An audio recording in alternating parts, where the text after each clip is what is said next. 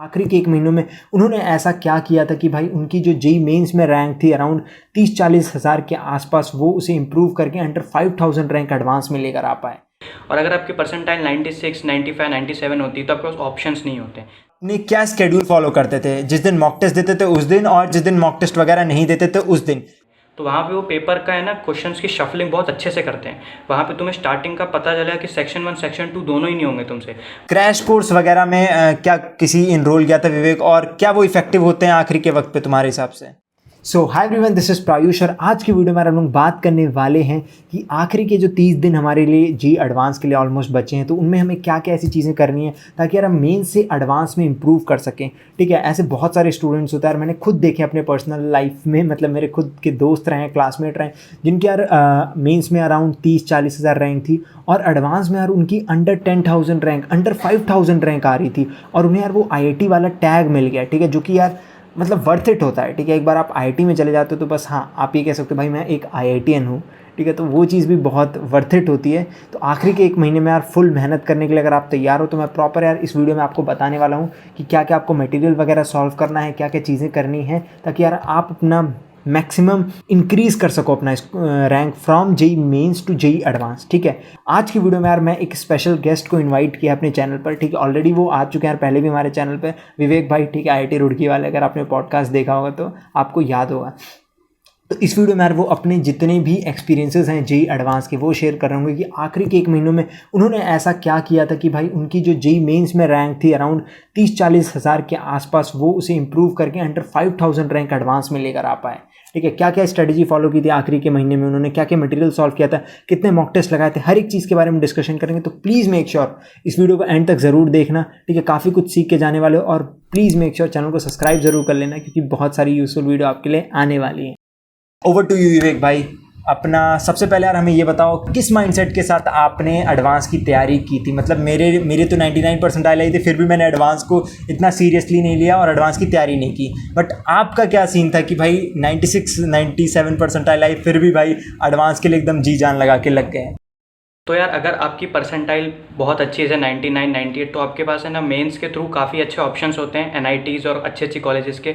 और अगर आपकी परसेंटाइल 96, 95, 97 होती है तो आपके पास ऑप्शंस नहीं होते हैं। सबसे बड़ा मोटिवेशन मेरा यही था कि पहले तो मेन से इतनी अच्छी कॉलेजेस नहीं मिल रही हैं, अच्छी ब्रांचेस नहीं मिल रही हैं, तो मेरे को तो एडवांस देनी है, मेरा तो ये था। अब आप में बहुत सारे लोग होंगे जिनकी परसेंटाइल उतनी आपके एक्सपेक्टेशन के हिसाब से नहीं थी, पर अगर दिल से पढ़ाई की है, तुम्हें लगता है कि तुम डिजर्विंग हो, कि तुमने क्वेश्चंस लगाए थे, रिवीजन किया है, मॉक टेस्ट दिया है, वो जो प्रॉपर एक एडवांस के या मेंस के कैंडिडेट को करना चाहिए उतनी तैयारी तुमने की है और तुम्हें फिर भी कम परसेंटाइल आई है, तो तुम बिल्कुल एडवांस को दो। ठीक है, ऐसी गलती मत करना है तुम्हें लगे कि बहुत हार्ड है। मतलब एग्ज़ाम का हार्ड होना डिफरेंट है और तुम्हारी एबिलिटी अलग है। तुम्हें कोई चीज़ आती है तो वो भले हार्ड भी हो तो सॉल्व हो जाएगी। ठीक है, तो उस चीज़ में मत फंसना, अपने आप को बिल्कुल ओपन रखो और एडवांस की एग्ज़ाम ज़रूर देने जाओ तुम सब। यार जिनकी कम परसेंटाइल है उनके लिए तो ज़्यादा इंपॉर्टेंट हो जाता है यार कि आप एडवांस पर फोकस करो। अगर आपकी यार 95, 96, 97 के आसपास परसेंटाइल है तो मैं ज़रूर कहूँगा कि भाई एक बार एडवांस को ट्राई तो ज़रूर करो, खासकर यार अगर आप गर्ल्स हो, क्योंकि गर्ल्स को यार 20% आपको कोटा मिल जाता है IITs में, तो मान के चल सकते हो कि दुगनी रैंक पे आपको कट ऑफ मिल जाती है। किसी पर्टिकुलर ब्रांच की अगर बॉयज़ के लिए कट ऑफ है 5000 के आसपास, तो आपको वो चीज़ यार 8-9,000 तक भी मिल जाएगी। तो काफ़ी बेनिफिट होता है अगर आप गर्ल हो। नॉर्मली भी यार अगर आप बॉय भी हो तो भी यार अपना 100% दो, क्योंकि देयर आर चांसेस कि भाई अगर आपने अच्छे से तैयारी की है तो आपको आपकी मतलब ठीक ठाक रैंक आ जाए एडवांस में और आपको एक IIT का टैग मिल जाए, जो कि यार वर्थ इट है।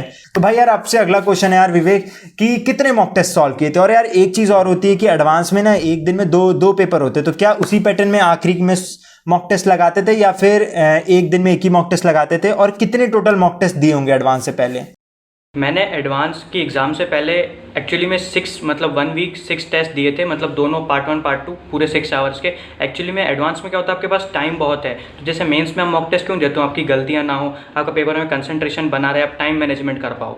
बट एडवांस में क्या, आपके मॉक टेस्ट में टाइम मैनेजमेंट हो ही जाएगा, टाइम बहुत है। आपको पूरा पेपर तो वैसे भी आता नहीं होगा और ना ही आप कर पाओगे सॉल्व। तो यहाँ पर आपका खाली जो हमने पढ़ा है वो प्रैक्टिस करना ज़्यादा इंपॉर्टेंट है, ना कि टाइम मैनेजमेंट या फिर। और सिली मिस्टेक होने नहीं वाली, क्वेश्चन इतने आसान होंगे नहीं कि तुम सिली मिस्टेक करो। ठीक है, हार्ड क्वेश्चन में सिली सिली मिस्टेक नहीं होती पहली बात। तो वही मैं कह रहा हूँ कि यहाँ पे मॉक टेस्ट आपकी रिवीजन और प्रिपरेशन से ज़्यादा इंपॉर्टेंट नहीं है। तो आप लास्ट के 10 डेज़ या लास्ट के 6 डेज़ पूरे 6 आवर्स की अगर हैबिट डाल लेते हो तो आपका आराम से स्मूथली एडवांस के पेपर में कोई दिक्कत नहीं आने वाली।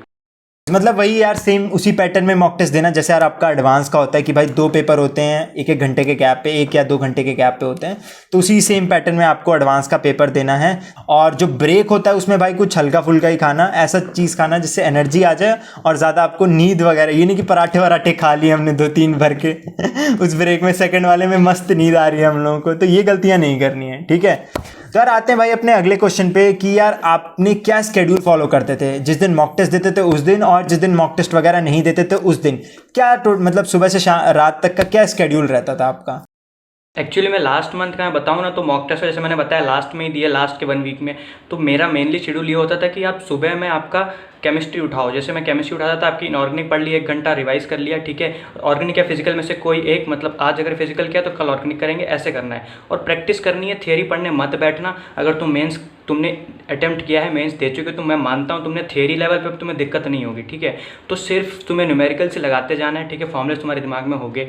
और फिर मैं करने के बाद फॉर एग्जांपल 10 या 11 AM तक मैं केमिस्ट्री करता था। फिर आपका आ जाता है, फिर ब्रेक लेके मैं आधे घंटे का ब्रेक ले सकते हो, ठीक है। और बीच में आपका जो ब्रेकफास्ट में आपके हाफ एन आवर ही लगेगा, वो आप अपने हिसाब से सेट कर सकते हो। और सेकेंडली बाद में आप उठाओगे ऐसा सब्जेक्ट, ठीक है, अभी बाकी अगर 2 PM तक देखो, तुम्हारे पास अभी भी 3 to 4 आवर्स हैं। तो वहाँ पे तुम्हें ऐसा सब्जेक्ट चूज़ करना है जो तुम्हें हार्ड लगता है सबसे, जैसे मैथ्स या फिजिक्स में से कोई भी एक। मुझे फिजिक्स पसंद था, फिजिक्स मेरे को इतनी दिक्कत नहीं आई, तो मैं फिजिक्स को जनरली नाइट या इवनिंग में रखता था। और मैथ्स को मैं फिर रखता था बाकी 11 to 2 PM, 11 to 3 PM तक। तो मैथ्स में उसमें न्यूमेरिकल्स लगाने हैं, ठीक है। ये किया, फिर आप अपना लंच करके और जो भी आपको करना है करके बैठोगे। तो मैं बाद में शाम को 4 PM से या 5 PM से लेक्चर देखता था। जैसे अगर आपने कुछ कोर्स ले रखा है, आपकी थ्योरी में फॉर एग्जांपल कोई चैप्टर वीक रह गया है, कुछ पार्ट कवर करना है, तो यूट्यूब से आप लेक्चर देख रहे हो, किसी कोर्स का लेक्चर देख रहे हो, तो शाम को 5 से 5 बजे शुरू किया और शाम के 6-7 बजे तक लेक्चर्स देख लिए। ये करके अब फिर इवनिंग में थोड़ा बहुत ब्रेक लेके वापस में फिजिक्स करने बैठ जाता था। तो ये तो जब मॉक टेस्ट नहीं देता था। मॉक टेस्ट दे रहे हो तो आप 6 घंटे का पहले मॉक टेस्ट दोगे, उस 6 घंटे को एनालाइज भी करोगे, तो मैं तो बोलता हूँ पूरा दिन आपका वहाँ निकल ही जाने वाला है, ठीक है। और वहाँ पे लास्ट के 1 वीक में आप कुछ पढ़ सकते हो नहीं वैसे भी, और पढ़ोगे तो इतना इफेक्टिव नहीं होगा। तो वहाँ पर मैं पढ़ाई नहीं करता था लास्ट के 1 वीक में, जो किया उसको एनालाइज किया, बस इसमें पूरा दिन निकल जाता जनरली मेरा।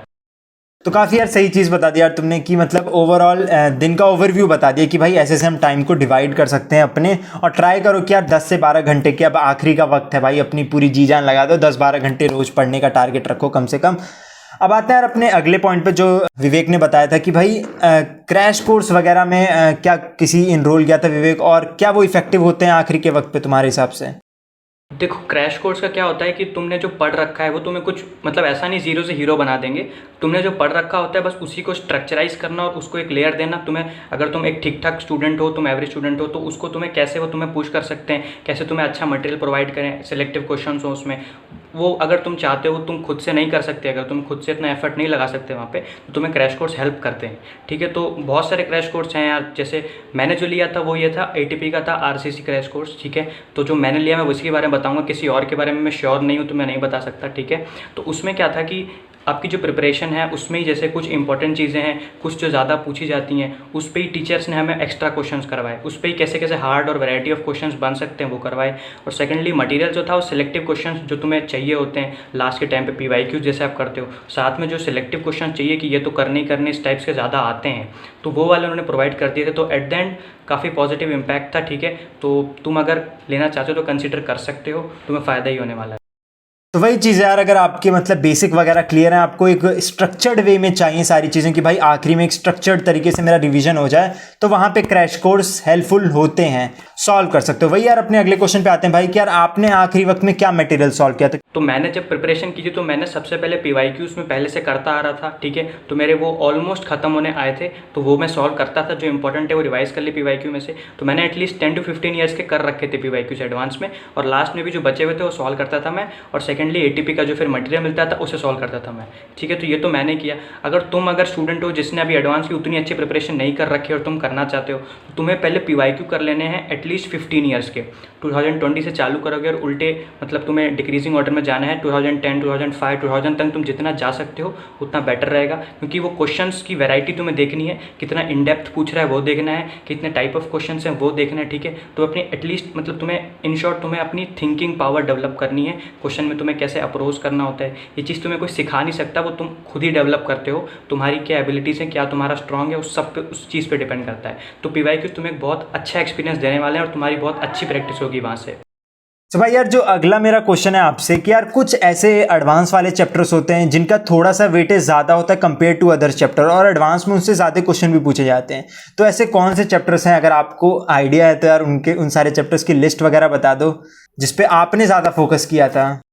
तो सबसे पहले एडवांस का पेपर ऐसा तो है नहीं बिल्कुल प्रेडिक्टेबल है कि जो मैं बताऊं वही आ जाए, ठीक है। वो पेपर अनप्रेडिक्टेबल रहता है, तो ऐसा मत करना कि जो मैं बता रहा हूँ तुम वही पढ़ के जा रहे हो। सिर्फ मैं चैप्टर्स बताऊंगा इंपॉर्टेंट, पर तुम्हें इंपॉर्टेंट के साथ साथ जो बाकी हैं वो भी करने हैं, ठीक है। तुम्हें बस ट्राई करना है कोर्स 70 to 80% कंप्लीट हो तुम्हारा, 100% करने को तो नहीं कह रहा मैं।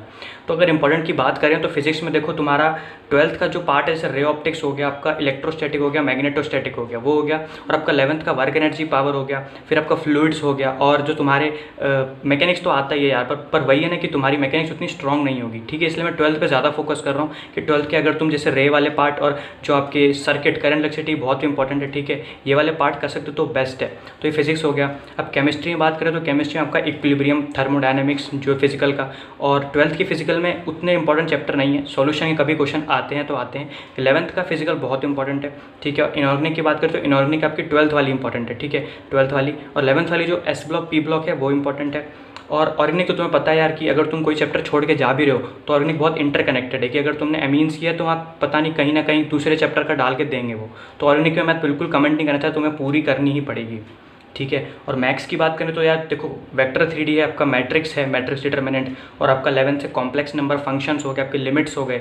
ये ऐसे चैप्टर हैं जो पक्का हर बार तुम्हें मिलते ही हैं पेपर में, ठीक है। तो इन पे तुम बिल्कुल ब्लाइंडली तुम ट्रस्ट कर सकते हो, ठीक है। और बाकी जो है बाकी भी आते हैं, तो मैं वही कहा कि उसके अलावा भी तुम्हें करना है। पर और अगर तुम्हें और डीप में और चैप्टर्स जानने हो तो मेरी वीडियो बना रखी है, तुम वहाँ भी देख सकते हो, ठीक है। वहाँ मैंने बताया कि कितने क्वेश्चन पूछे गए हैं, तो वो देख सकते हो तुम, ठीक है। बाकी मेनली ऊपर से यही इंपॉर्टेंट है।